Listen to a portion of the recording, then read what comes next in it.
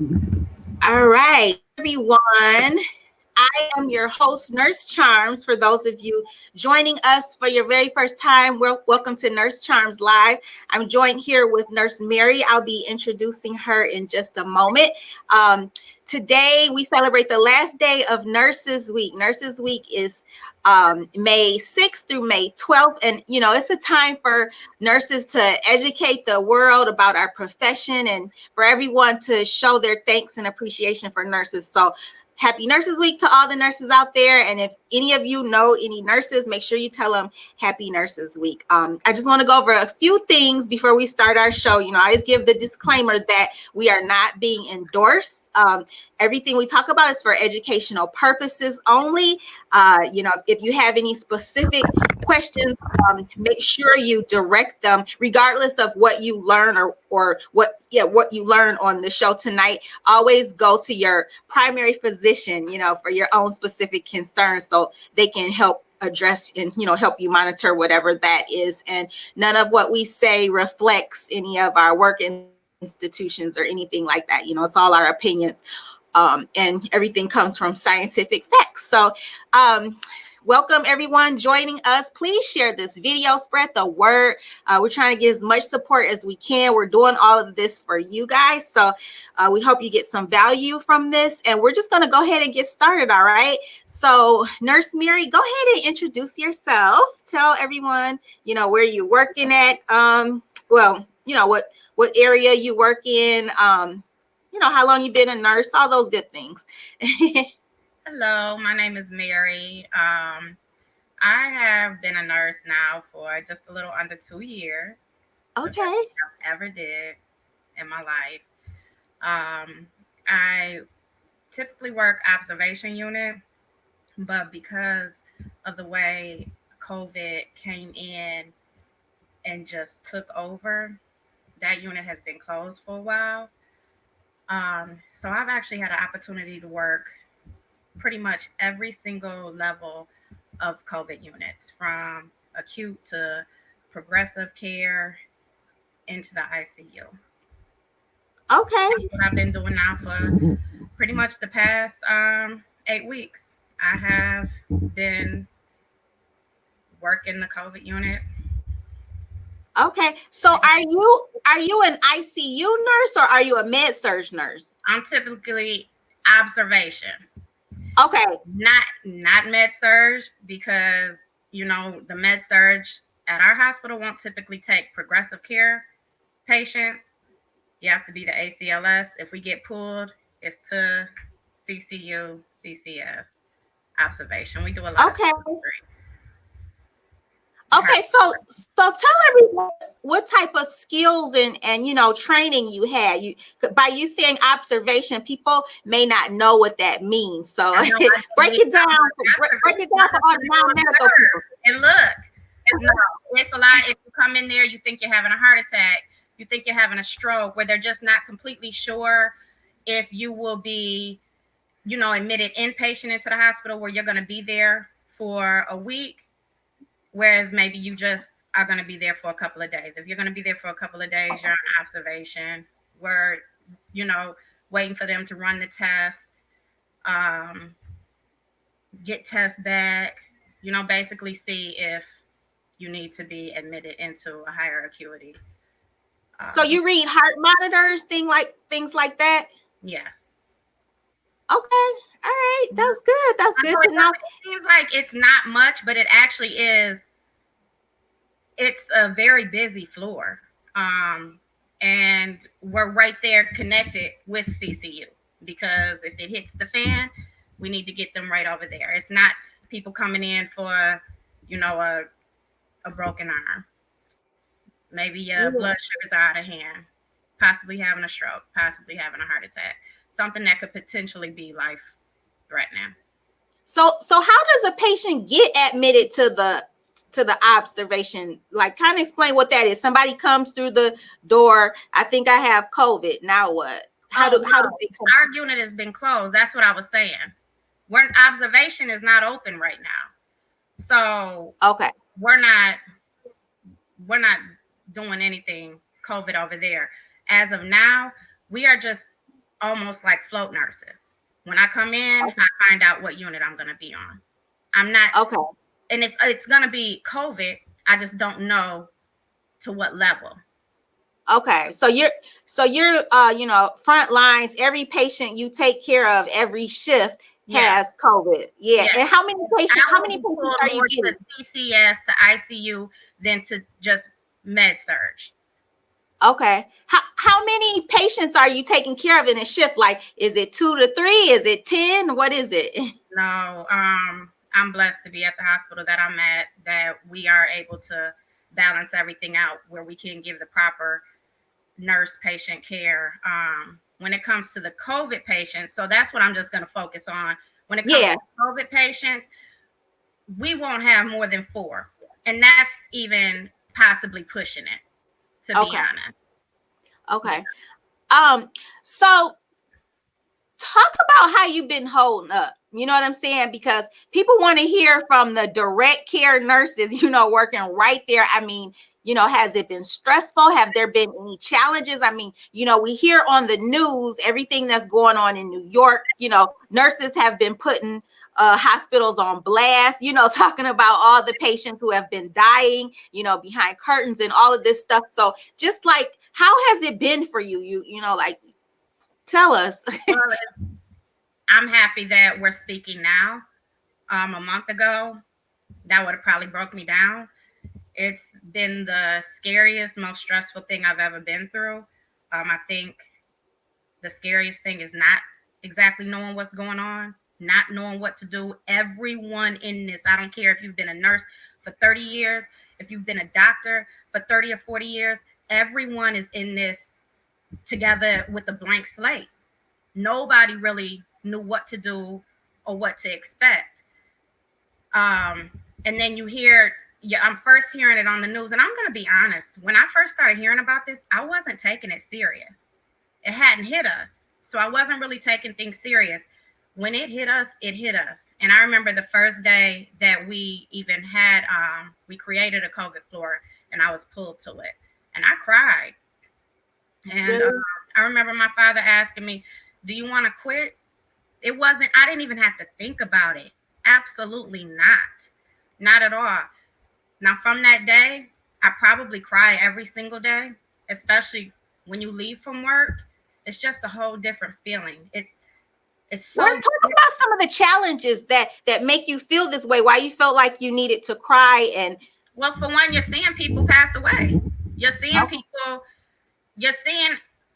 I'm hearing more calls for CPR in a 1 week span that I've heard the entire time I've been working at the hospital. You're seeing people around you that are passing away.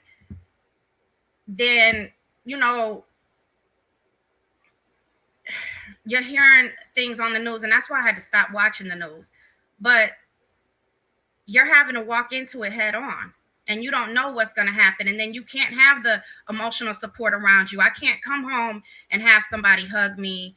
I haven't been able to see my daughter in a couple of months. My son, I didn't allow him to come home for almost a month because I was so scared that I may pass this on to him. So you're kind of alone. And it's just a hard, So you're saying that you're in isolation from your children right now, or no? My son is home now. He wasn't going with it anymore. He's like, I'm coming home. And I told him, you come here and you're not leaving out. My son literally has not left the house in 6 weeks. He's not running here. He has been in the house. Like, I'm taking it very, very, very seriously. You're not allowed to go to grandma's house. You're not even allowed. Unfortunately, you can't go to your dad's house because you can't go back and forth. I could easily, be a carrier because I am walking into it. So it just, it makes things harder. It makes things harder not being able, I don't have anyone else home with me, so I can't go and hug my family. I can't cry to anybody. I have to cry to myself when you're seeing everything that is happening, and knowing that you even carry that burden for that person, for the people's family inside of there. That's a heavy burden to carry when family can't be there. Hey, Wow, wow. Yeah, so can you update us and give us some information, how the COVID-19 disease is manifesting in some of the patients that you see, like what is it doing? When I say manifesting, like what is it doing to them? I know you just talked about, you see a lot of patients dying, and you see a lot of death at the hospital, a lot of sick patients, but kind of give us some details, in terms of, like what it's like for you to go in and actually care for a patient, like your full 8-hour shift. What are some things that you're seeing that that makes you want to take it real serious, and know that this disease is not a joke. This is what it's doing to their lungs. Explain some of those things. I've seen people come in there. They are completely alert, oriented. They know where they're at. They know what they're doing. They know what's going on. And a couple hours in, they're confused. They're delirious. They're working. I mean, just getting to the side of the bed, they're dripping in sweat. Because Wait, back up for a minute. What's causing them to be confused and delirious? Is it the hypoxia, the lack of oxygen? And okay. From what I'm taking it is, people will feel as if they're just weak, and they're, when you don't really feel good, you're weak, you have a temperature, oh yeah, it's heavy trying to move around, but in reality, people aren't getting any oxygen, and that's why they're so weak. That's why they're out of breath. You're not out of breath just because you're weak. You're really out of breath because you're not getting any oxygen, and it drops so fast, and that's causing people to just almost seem like a different person. And then it's no difference between race, right? Like a black person is not going to get any worse symptoms than a white person. Explain that, because there's been a lot of misinformation on social media. Some people are saying that black people get different symptoms than white people, but I wouldn't necessarily say it has to do with race. I think it has to do with health. Two of the most common conditions we've seen in these patients who have to be hospitalized for this is high blood pressure and diabetes. High blood pressure and diabetes. Yeah. Are those patients mostly African American, or are they Caucasian? These people that you said have high blood pressure and diabetes. Well, pretty much most of the people that are there, the most patients that I have seen in the hospital, unfortunately, have been African American. Okay. And they have those comorbidities of diabetes and high blood pressure. And it does not have to do with age. Like everything that I was hearing at first on the news, when I was seeing it come into play, it was not what you were hearing. It was not the elderly. It's people in our age range. Really? Absolutely. 30s and 40s? Absolutely. 20s? Mm-hmm. Now let's back up. Why did you say you didn't take this disease serious with you being a nurse? Well, because I think it was a lot of nurses who weren't taking it serious. I think it was doctors. We had never heard of anything like this or seen anything like this. Now, this is before, this is when it was over there in Asia, and it's like, what? And then when they were lock things down, not once I seen it take play. When I seen it come into play, I was like, oh my gosh, I was embarrassed that I even wasn't taking what I was hearing as serious as I should have. Let me jump over here to the comments again. We got people just coming on, supporting for the most part, saying hello and thank you, things like that. Let's see. Okay, so looks like we got our first question. Can that be because of the location of the facility? Possibly. I'm not sure exactly what that, maybe you want to clarify that. If you're still on the feed here, you want to clarify what you mean. Maybe he's saying like whatever hospital you work at, that's why most of your patients are African American. I'm not sure if that's what he meant or not. But they're not. It's not typically. I'm in a divided area. Okay. Okay. So we've been hearing people talk about, COVID-19 patients having blood clots. So you want to explain that a little bit? Is that true? It Or, is, but that's and one of the newer things that what's are coming causing, into play. what's causing them to get the blood clots? I wouldn't be able to tell you what is necessarily causing the blood clots. I could just from experience assume maybe, people aren't moving around. Yeah, I mean, that alone can develop blood clots, but it's just one of those things that I think is going to be something that they'll learn more from as time comes along. But that has been one of the newer things that some How, people are developing. how often are you seeing patients come in with blood clots? Is that something that's not often or is pretty much consistent? Like a lot of patients are developing blood clots. I wouldn't say it's necessarily consistent. Maybe someone who is dedicated to ICU may have a little bit more information, Okay. but I wouldn't be able to answer that on truth. Right. I mean, in general, people form blood clots, they're at high risk of getting it. I mean, you can answer this too, after surgery, right?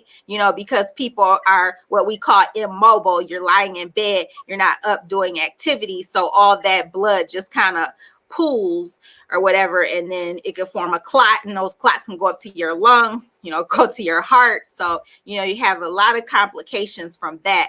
But blood clot is always a serious thing.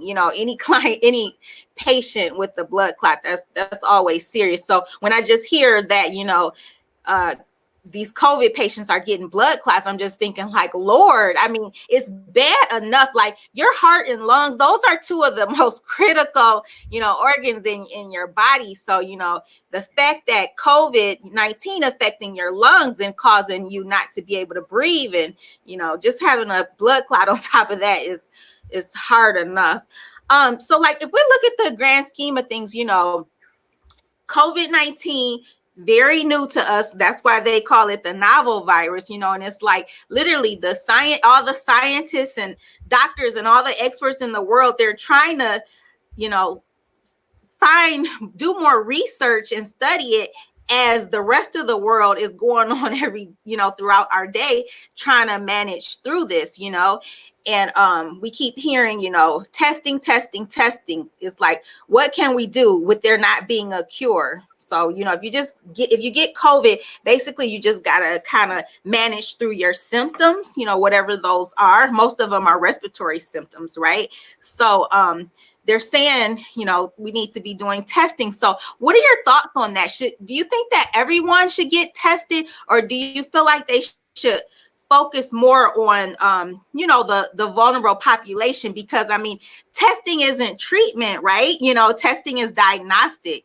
What's going to be treatment? Well, it's not treatment, but what's going to help reduce this is, hand washing, social distancing, stuff like that. But, everybody keeps, asking for more testing and more testing. What are your thoughts on that? Personally, I don't understand why so many people who have absolutely no symptoms at all want to be tested. That's my personal. That doesn't make sense. Not like, at all. have you been tested? I have not. Do you want to get tested? I do not. I do not. Right. At all. It's right. It's not going to change anything. Mm-mm. I mean, unless you're antibody test, the serology test, because they have been offering it. And I was a little bit disappointed that I was negative. I was hoping that I would have picked up some of the antibodies and maybe just didn't get sick. But no, why? I'm not gonna go get tested for something I'm not showing any symptoms of. And for what? If everyone goes and does this is my personal opinion, it's gonna be more people if the test is done correctly. And that's what people aren't understanding. It's a lot of false negatives. Right. So many false negatives because this test isn't being done correctly. I even seen somebody say that they went to one of these on-site, not at a hospital, but at the drive-through, and they did it themselves. There's no way you're gonna do it correctly like that. Right. You're not gonna do it. But if everyone went and got tested, I think we will be alarmed at how many people actually have had it. But it's Right. more people who are going to be asymptomatic, showing no symptoms at all, than the ones that are. And that's why this lockdown is so important. And that's what people aren't understanding. Sorry, I just went a little bit. No, you're fine. Let's see. We have some more questions. David says, what has been the average time spent in an ICU for a patient with COVID? That's a good question. Mary, you want to answer that? What's the length of stay? I would say ours, I've seen somebody who was there for 6 weeks. I've seen people there for 30 days. I've seen people there for a couple of weeks. Once you make it to ICU, it's not a short stay.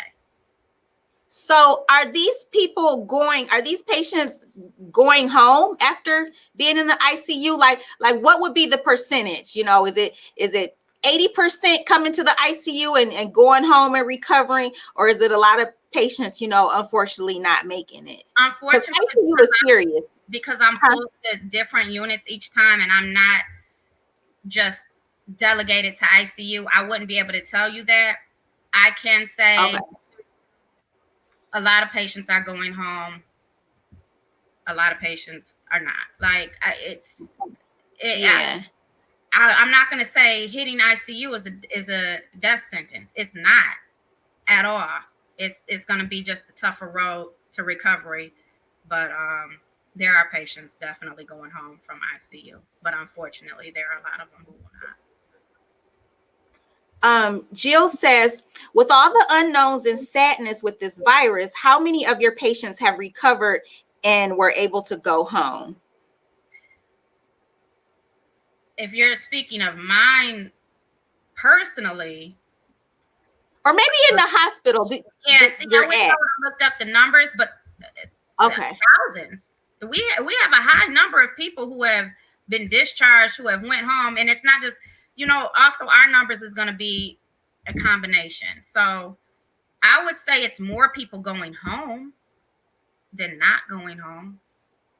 Well, that's good to hear. You know, in Michigan, they reported the numbers, I think it was yesterday or the day before, and they said that half the cases in Michigan have recovered. So, you know, that's promising, you know, because a lot of times, you know, I'm not trying to knock the media or anything, but a lot of times we just hear all of the doom and gloom. I think it's really important to, you know, with hearing all of the positive cases and, you know, all of the people that have died, I think we also need to hear the amount that have recovered. You know what I'm saying? Because generally speaking, 80% are going to recover, right? And 20%, you know, they're going to have like a very severe course or perhaps, you know, even die. But, you know, the people who have healthy immune systems and, you know, are in general good health, most of those people are recovering. Now, to your point earlier, you said, you know, it's all ages, you know, it's not just, you know, older people. And I mean, yes, I have heard some people who were normally healthy, you know, that have died as well. But I mean, and another thing you mentioned earlier, it really based on your health, because, you know, what people are understanding is that there's a lot of people, you know, Michigan, obese capital, right? There's a lot of people obese. So they may look healthy, but then they're obese, or they may be a smoker. You know what I'm saying? People have different comorbidities. And even though they may be in that 30 to 40 range, you know, they may have had a comorbidity that made that COVID, you know, more challenging, you and know. Another thing that people don't realize is you think you're healthy, but you're not going to the doctors. I can say there's a lot of patients in there who didn't even have a primary doctor, which means you are not seeing a doctor on the regular. So you may have high blood pressure and you don't know it. You may have diabetes and you don't know it. I mean, come on, watch Christmas, watch Thanksgiving. Look at the plates. That is diabetes and high blood pressure. And I take parts. And I can't sit here and say, I'm not preaching. I'm just speaking facts. Right. You know, because I, on the other hand, this has made me step back and look at myself. Like, girl, it's time to get your health together. This is crazy. Right. We have another. Let's see. Have you witnessed cause of death mislabeled or blamed on COVID when in actuality they died from something non-related and only tested positive for COVID? Not necessarily. I can say that people who are coming into the hospital and who they actually admit into there, they are really having complications from that. Now, could they have COVID and possibly pass away from something else? I'm sure. But for the most part, COVID is definitely playing a role in it where it wouldn't have normally took that process the way that it Yeah, has. I know there's been like this big conspiracy and debate, over them saying that the CDC is telling physicians to classify patients' death as COVID, and it could have been something else. But the thing is, a lot of, and like we just been talking about, a lot of it's not just COVID. People aren't just coming in with just COVID and that's it. A lot of these patients have other comorbidities, and then if they lose their battle, normally it has something to do with their heart or their lungs. So yes, and they also had COVID. So yes, COVID is going to go on that death certificate if the patient, died and had COVID. You know what I'm saying? But now it's unethical for somebody to put COVID on there and and they didn't even have the test back. If they were just like a presumptive or whatever, and they had pneumonia on there as the cause of death, and they just throw COVID on there, then yeah, that's unethical. But yeah, the CDC went over, like I'm on calls with the CDC and conferences and things like that. So I'm learning a lot about this too. So, I mean, I know it was a lot of misinformation, but they're not supposed to be putting COVID on there if the patient really didn't die with it. But yeah, that's I can honestly say they are really playing their part, especially when it comes to patients. Like, I can't even watch the videos and the news of people that they send me almost trying to classify or show me what's going on. That's at that hospital, and that's unfortunate, whatever hospital that this is. But I'm fortunate to be working at a hospital that, yes, was hit very hard, but they have definitely put patients and family members of these patients who can't get there can't. Ebony says she doesn't. What's not true? Ebony, if you're still on the thread here, let us know what you're talking about. There's a little, and for all of you guys who are commenting, I'm sorry, this is nothing of my fault, but the software and Facebook, there's a 10-second delay. So you may have put a comment on here and we may have moved on to another topic and just now get into it because there's a little bit of a delay, a 10-second delay. So we aren't clear. What do you mean? So clarify that for us when you say you don't think that's true.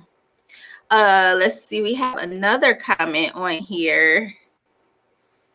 My friend died last week. Our condolences. Sorry to hear that. Loss, but I'm wondering. In a motorcycle accident, and COVID was said to be the cause of death. She slammed into a semi. Wow. That's not so she didn't have COVID. What you say, Mary? I said that sounds like something the family should probably look into. That's ridiculous if that was the case. I mean, I don't even know how to respond to that. Yeah. So listen. If I say if, because I'm going to ask you a question about vaccine. Well, I'll just ask you, if and when a vaccine comes available, are you going to take it, and are you going to recommend others to take it? And the reason why I say if is because, I mean, you and I know that as from nurses, vaccines come on. They take 2 to 3 years. You know what I'm saying? All this fast track stuff that they're trying to do, get a vaccine ready in a year, or a year and a half. Like, that's really being ambitious. Because they have to go through clinical trials, and you have to make sure that it's safe, and that because generally vaccines, they actually give you an inactivated version of the virus, and they got to make sure that vaccine doesn't give you too much to make you sick, and then they don't want to make, then if it doesn't give you enough, what I'm saying, and then you're still susceptible. So it's like a very careful balancing act when they're creating and developing these vaccines and everything. But I mean, how do you feel about it? Are you going to take the vaccine when it comes available? No, I'm not. I'm going to let it be out for a while I am for vaccines. I have all my other vaccinations, flu shot. I would never, I personally, and I'm not giving out any recommendations, I personally will not be getting any first round vaccination. Well, I'm sure you'll probably have to get one down the line, right? Because normally hospitals make I'm not staff. sure. I'm gonna play. I'm gonna go. Hey, I mean, I get it. I If it totally was get offered it. right now, I would say no, thank you. So what are your thoughts on keeping people on lockdown? People are getting restless. They're not liking this. There's been a lot of protests. The governor, man, she's been getting hit hard. There lawsuit after lawsuit, people on the Capitol, with guns. Every few weeks, it seems like now people are going up there and protesting. People are working. They don't care about the stay-at-home order. People are working, keeping their businesses open. And I mean, it's Michigan is man, we just got a lot of drama going on in Michigan. But on the flip side, the White House, they released data saying, that suicide calls are up. There's a lot of people overdose, substance abuse, all those things. So some of those things are consequences of this stay-at-home order, isolation. Yeah. So it's like again, that's another balancing act. So what are your thoughts on these stay-at-home orders? Should we just focus on the vulnerable populations? When I say vulnerable, I'm talking about people who are elderly, the people who live in the inner city, all those populations, or you think it should be? Imagine the outrage that will cause. That's almost like discrimination. You have a lower immune system. What do you mean? Or so you have to sit in the house, but everyone else can be out here, because how do they know that they don't have a low immune system? How do they know that they're not going to be the one? I've had so many patients who say, I never leave. My grandkids come in and out of here, or my son comes by and does this and does that, and now they're the ones that are positive, but they never leave. But it's the people who are out here running around. I understand that people need to get out here. They need to get back working and everything. But I honestly believe our governor is not just coming from a political standpoint. She's actually speaking to healthcare workers. She's speaking to people who are seeing it. She's speaking to hospitals who are witnessing what is happening. Like, if you've witnessed it, you wouldn't be in a rush. The people who are in a rush are the ones who have not been affected and has not affected their area. Now, so you feel like this one size fits all approach works? Everybody, if you open it up for everybody. So now these areas that have been hit hard, they're coming to an area near you. And the same way it's hit these areas that hit hard and it just spread like a wildfire, it's going to do the same in your area. But now that it's been locked down for a minute, I can honestly say the hospital, I mean, we don't have that many people there anymore. This stuff is starting to die down. And I think it has a lot to do with the lockdown. Like, people are in such a rush. Just calm down and chill out. It's not going to be forever. Chill out. Because this could be your family member up in there. And trust me, when you see it, you're going to think completely differently. So the virus is going to continue spreading, right? It's never going to stop until, people start getting vaccinated or until the virus weakens. That's just how that's how viruses work. They just going to keep going and going and going until they die out or whatever. And I mean, keeping people home, this whole campaign has been to slow the spread, not to stop it. So right. So, I mean, it's really just lengthening the time. You know what I'm saying? Yeah, I mean, it was also, the way that it hit the hospitals, we needed some time. Like, oh my gosh, what is happening here? What is going on? It's overwhelming. And I know that everything is about to open up, but for me, seeing what it's doing to people face on, my son knows he won't be leaving out for the rest of the year. I won't be out here in the public and acting as if things are normal. unfortunately, I'm going to sit back when it opens up and I'm going to watch for a couple of months and I'm going to see what it's doing in the hospital. Everyone else can listen to the political standpoint.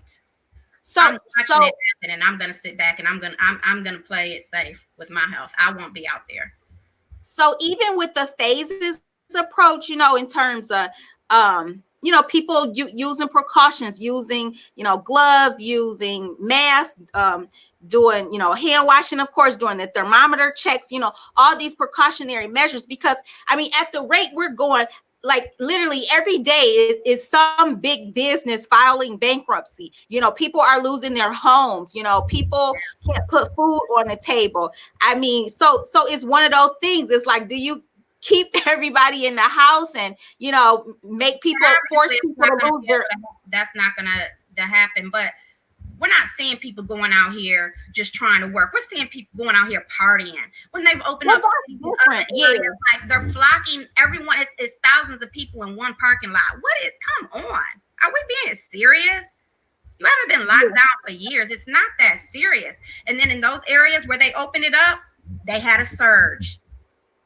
Well, Dr. Fauci even said that. You know what I'm saying? I mean, when you pull back, you know what I'm saying? But then when you open it up, you're going to get that surge. It's natural, it's inevitable, because people have not been, congregating or being around each other, because you can't stop the virus like that. Like, and that's why I'm gonna be in the house.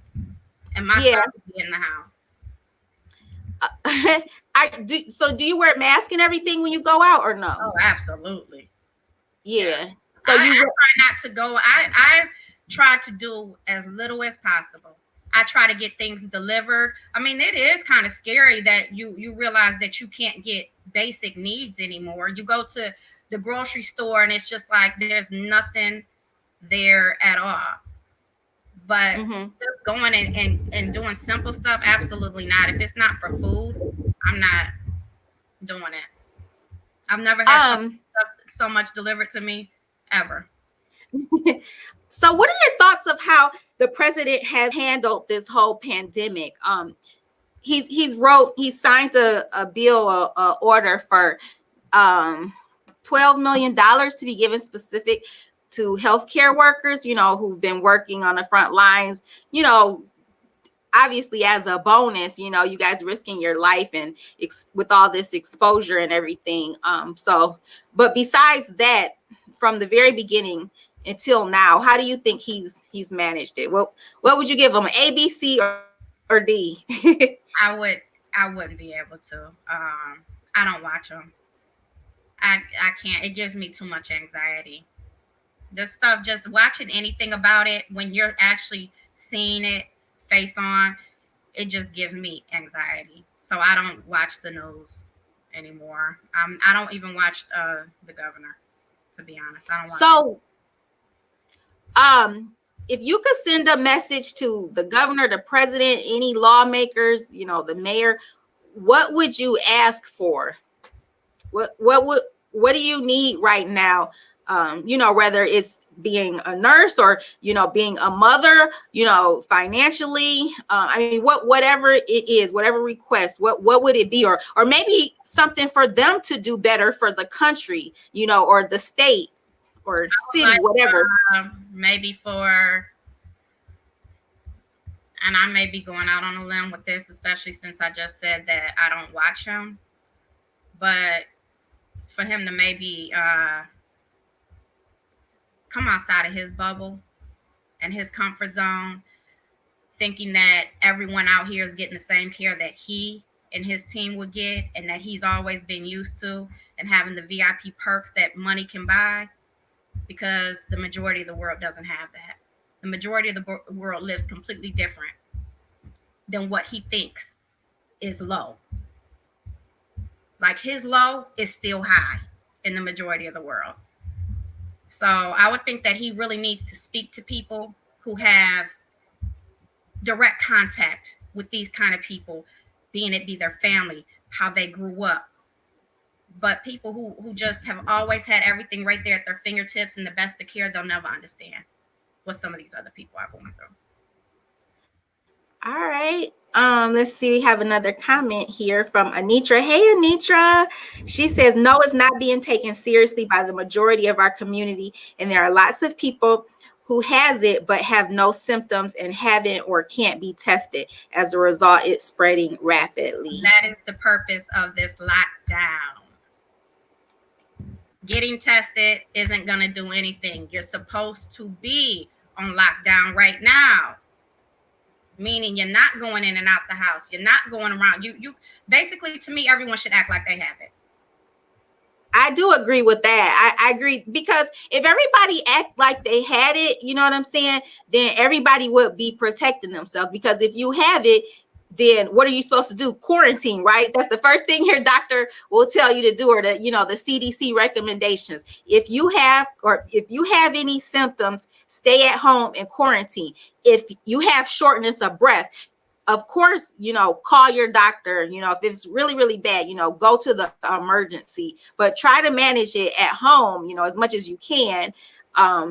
Because there's no treatment for it. People get, oh my gosh, let me go to the doctor. It's really no need for it, because it's no treatment unless you're having some respiratory symptoms. But I will always advise people, and you can chime in too. I will always advise people, call their doctors. A lot of doctors are doing telemedicine now, so you could just do the FaceTime, Skype, whatever, however you can reach out to your doctor. They can see you on camera. They can not really give you 100% diagnosis, but they could kind of, based on your symptoms, they could give you what they think it is, and then they can go from there. So that's what I would advise people first. If you're having any symptoms, call your doctor and take it from there. But yeah, so if everybody act like they had it, then they would be staying home. The majority of us won't have any symptoms, and that's how the people who can't fight it off end up with it. Right, because if you think about it, when it all started, it was a lady in China, and she hadn't traveled anywhere, and she hadn't been around anybody who was sick to her knowledge. And that's how we determined, like, wow, it's community. It basically jumped into us as hosts, because at first it was, animals, and now it crossed over, mutated. So, and I feel like if they kicked everybody out, everybody had to leave. That's when you seen it. Whoever came in with it, it's spreading. It spreads like wildfire. It's a highly contagious disease. Yes, I agree. Denise says people aren't staying in. They are gathering everywhere like usual, passing blunts, sharing drinks on social media like nothing is wrong. Yes, I'm glad you brought that up. I mean, it's quite embarrassing, to be honest. You know what I'm saying? Like, I don't know what is on people's minds when they just continue. Like, it's literally every weekend I'm seeing videos and postings on social media, everybody hanging out like, yeah, we don't care. And it's like, that's not the smart thing to do with this disease being so contagious. What are your recommendations? How can we really stop that, besides just police giving tickets out to everybody? That's one of the things, the governor ordered the police to do, give out $1,000 tickets for people, loitering and congregating and stuff. People still do it. I almost feel like it's because people have been told not to, that people feel like they have to. It's like we're a whole bunch of little kids. We're not told to do, and we're not going to do it for good. We're going to do it just to show that we're not going to listen. So, I honestly don't think that there's anything that can be done. Give everyone some tips, how to stay healthy, in case they do get COVID, so they can beat it. I would say right now it's all about building up your immune system. Now is the time to start eating better, taking your vitamins. If you have trouble taking vitamins, I have a whole list of things that you could take right in my bio. NutriBurst. I know a lot of people have heard about it. It's not just for losing weight. It is a liquid multivitamin. It is packed with all kinds of vitamins. That's honestly the only thing that I've been taking, along with Chaka. I'm not going to say that that's would work for everyone. That's all I'm on. That's all I have my son taking. I've recently sent the NutriBurst to my grandpa, because I really do. I trust in it. But right now, it's all about building up your immune system. If you feel like you have it, take it easy. Don't try to push through it. Just really take it easy. Take it seriously. Stay in. And like you said, if you feel as if your symptoms are overbearing, go to the hospital. Don't be afraid. Go to the hospital. NutriBurst, I'm not really familiar with that. What is different between that and like taking a multivitamin or like, buying some tea or something at the regular grocery store? Multivitamin goes, it might not be much of a difference except for it may have added higher levels, but it's in a liquid form. Like my son, he can't he gets, his stomach hurts taking a vitamin. He doesn't like taking them. The after effects. This is just one liquid shot. It also gives you good energy. It speeds up your metabolism. Plus, it has all of the vitamins. And like I said, I have the link in my bio. You can read all of the vitamins that are in it. You can compare them to a daily vitamin. And then chaga, that's something that a lot of people should look up. I just recently learned about that a couple of months ago, and I wish I would have known about chaga. Anitra, she says lockdown and quarantine isn't always able for essential workers, and they are the ones that have it and don't know it because people think testing isn't important, but it's very important to aid in decreasing the spread. You agree with that? I mean, that's why they should be taking the proper precautions when they're out there. Everyone should have on gloves. Everyone should have on a mask. You included. I can't tell you how many people I've seen when I ran up to the grocery store. I mean, they're in there without masks on right now. And I'm like, what's going on? But I don't know. There's testing sites.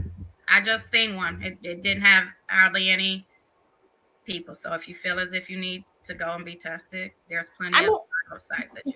The thing with testing is just a moment in time, right? You can get tested. I can go get tested.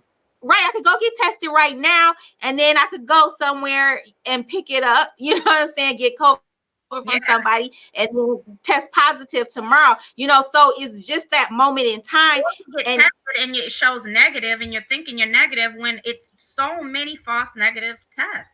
Because what the FDA allowed, they allowed these manufacturing companies to self-validate. So that means that they're able to say, oh, I have the best product, buy this product or whatever. They're doing that self-validation. It's only like about maybe four tests, 5 tests, maybe even 8 tests that have really been, proven effective, because it takes a long process, right? But yeah, the FDA, they've allowed these companies to do the self-validation. So, the accuracy, you can't. The essential workers are passing it. That would be like in the grocery store, the cashier. The cashier is honestly the least of my worries. It's all the people that's been up and down the aisles who aren't necessarily essential workers. So you can't just put a certain group of people in it and say they're the ones. No, it's the people on the outside bringing it in. Like we all should play it as if we potentially have it. Yeah. Jill says amen. And Cassia says, hey ladies. Hello. Yeah, so Mary, let everybody know how they can get in touch with you. Tell them your social media, do your thing, promo yourself. Well, Facebook, I'm Mary Bryant. Instagram, I am Miss Mary Mack. I am not necessarily in nurse mode when it comes to there. On Instagram, I am there for fun. So don't come there for seriousness. Instagram is where Facebook, we'll play it safe. Yes, everyone, go follow Mary. I put you on my Facebook. It was a couple weeks ago. Remember, you post something on your Instagram. You was going off on people telling you to stay woke, girl. Like, I think that must got like 3,000-4,000 views or something. And over 200 comments to 200 shares. Like, people were feeling you. So I was like, I gotta get her on my show. Yeah, they were feeling you. So yeah, thank you everyone for joining us on Nurse Charms Live. I'm here every evening at 8 p.m. I have different guests that I bring in, different topics. We're kind of centered around COVID-19 for a little while, because there's so many developments every day. It's something new that we're learning, and each guest I bring in, they can tackle it from a different angle. So continue watching. I appreciate everyone's support. Spread the word. Mary, thank you so much for joining us. I appreciate your time. And again, happy Nurses Week to you. You keep doing all the great things, keeping all our friends and family members, safe and well at the hospitals. All right. Good night, everybody. Okay, take care.